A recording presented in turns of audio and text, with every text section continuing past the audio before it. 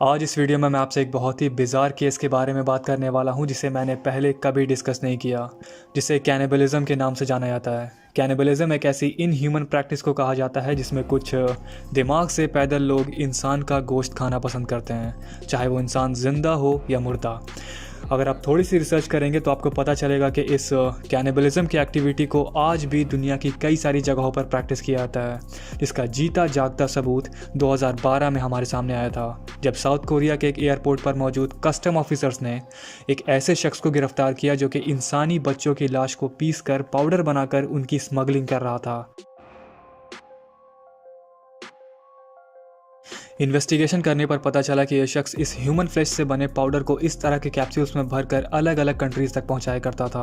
और आप यकीन नहीं करोगे, इस इंसिडेंट के बाद साउथ कोरिया ने अपने एयरपोर्ट्स पर से ऑलमोस्ट 17,000 ऐसे कैप्सूल्स को इंपोर्ट होने से रोका है, यानी 17,000 ऐसे कैप्सूल्स जब्त किए हैं। एक्चुअली ये एक बहुत बड़ा कांड था जिसे चाइना से चलाया जा रहा था, जहां के corrupt medical staffs medical companies के थ्रू अबॉर्शन किए हुए बच्चों की लाश को इस काम में इस्तेमाल किया करते थे।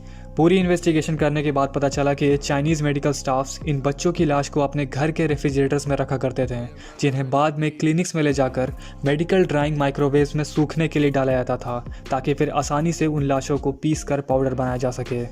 रिसर्च में पता चला कि इन कैप्सूल्स के पाउडर में 99.7% रियल ह्यूमन फ्लैश मौजूद है।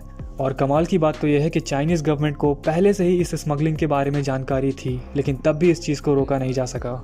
अब सवाल आता है कि ह्यूमन फ्लैश पाउडर से बने इन कैप्सूल्स को ख़रीदता कौन है। तो मैं आपको बता दूं कि इन्हें ख़रीदने वाले और कोई नहीं बल्कि वही कैनिबल लोग होते हैं जिनका ये मानना होता है कि इन कैप्सूल्स से उनकी सभी बीमारियां ख़त्म हो जाएंगी ना। अब ज़रा आपसे मैं एक इल्यूमिनाटी कॉन्स्पिरेसी के बारे में बात करना चाहूँगा, जो कि बहुत ही फेमस है एंड आई एम श्योर कि आप में से कुछ लोगों ने इसके बारे में शायद सुना भी होगा। इस कॉन्स्पिरेसी के अकॉर्डिंग ये कहा जाता है कि कई सारी कंपनीज़ जैसे पेप्सी, कोका कोला, नेस्ले, ये कंपनीज़ अपने कुछ प्रोडक्ट्स में डेड फीटस सेल यानी अबॉर्टेड बच्चों के सेल्स डाला करती हैं। अब इस बात की पूरी सच्चाई क्या है, ये सच है या झूठ, अब मैं इसी के बारे में डिस्कस करने वाला हूँ। तो एक बात जो आपको मालूम होना बहुत ज़रूरी है वो ये कि जो भी बड़ी बड़ी कंपनीज़ होती हैं, चाहे वो कोका कोला हो, नेस्ले हो या पेप्सी हो, ये कंपनीज़ अपने फूड प्रोडक्ट्स में एक सब्सटेंस ऐड करती हैं जिसे एडिशनल फ्लेवर्स कहा जाता है। और आपको इनके खाने में जो स्पेसिफिक टेस्ट मिलता है वो इन्हीं एडिशनल फ्लेवर्स की वजह से मिलता है। अब हुआ ये कि साल 2011 में ये बात सामने आई कि फूड कंपनीज जो एडिशनल फ्लेवर्स अपने प्रोडक्ट्स में डालती हैं, उन एडिशनल फ्लेवर्स को ये लोग खुद से मैन्युफैक्चर नहीं करते, बल्कि इस काम के लिए ये कंपनीज एक दूसरी कंपनी को हायर करती हैं जिसका नाम है सिनोमिक्स। सिनोमिक्स ही वो कंपनी है जो इन बड़े बड़े फूड कंपनीज खासकर पेप्सी के लिए एडिशनल फ्लेवर्स और इंग्रेडिएंट्स बनाया करती हैं। और इसी सिनोमिक्स के बारे में कई सारे रिसर्चर्स और ऑर्गेनाइजेशंस ने ये दावा किया है कि ये कंपनी जो एडिशनल फ्लेवर्स बनाती है उनमें अबॉर्टेड बेबीज़ के सेल्स का इस्तेमाल किया जाता है, और यहीं से इस कॉन्स्पिरेसी का जन्म हुआ। Just go and research the word Cenomix.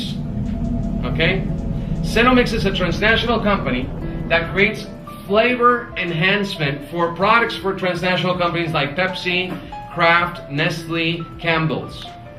And what they've been doing is that they grabbed kidney cells from human aborted fetuses. So they grab these kidney cell lines and in laboratory they replicate these cells and they put them in all your products. यहाँ पर मैं आपको थोड़ी सी जानकारी देना चाहूँगा। जहाँ तक मैंने इस चीज़ के बारे में रिसर्च की है, उसके मुताबिक ये जो बात कही जा रही है कि सिनोमिक्स अपने एडिशनल फ्लेवर्स में अबॉर्टेड बेबी सेल्स का यूज़ करता है, ये बात पूरी तरह से सच नहीं है।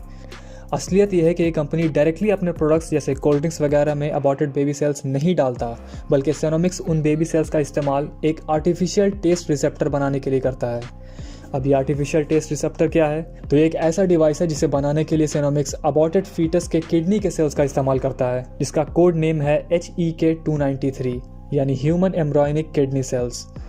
अब अगर आप सोच रहे हो कि इस आर्टिफिशियल टेस्ट रिसेप्टर का काम क्या है, तो इस रिसेप्टर की मदद से सिनोमिक्स ये जान सकता है कि उन्होंने जो एडिशनल फ्लेवर आपके कोल्ड ड्रिंक में डालने के लिए बनाया है वो फ्लेवर आपको बेहद पसंद आएगा या नहीं आएगा।